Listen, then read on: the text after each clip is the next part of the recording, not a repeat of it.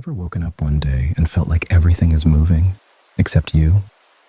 Like the world is loud, fast, full of goals and plans, but inside, something feels quiet, heavy, and strangely empty.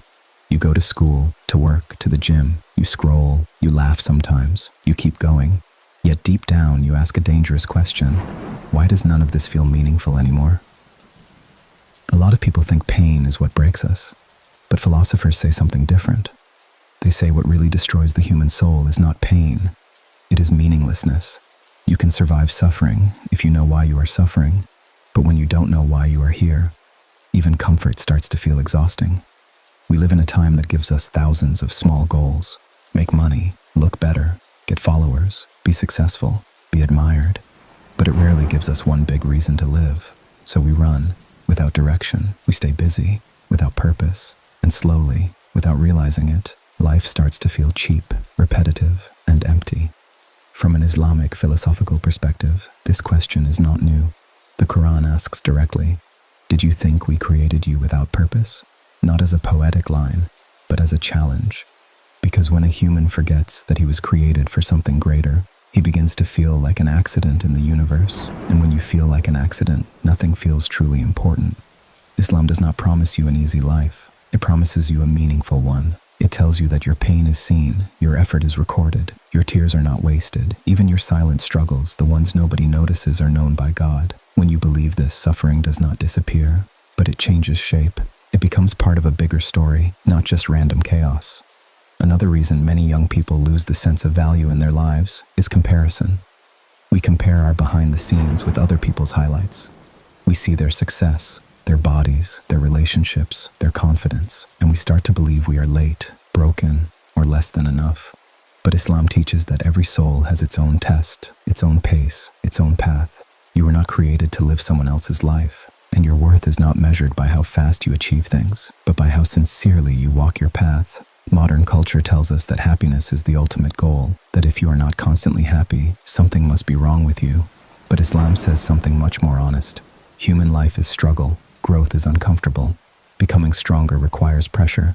This world was never meant to be paradise. It was meant to be a place of preparation. So when pain comes, when confusion comes, when loneliness comes, it does not mean your life has lost value.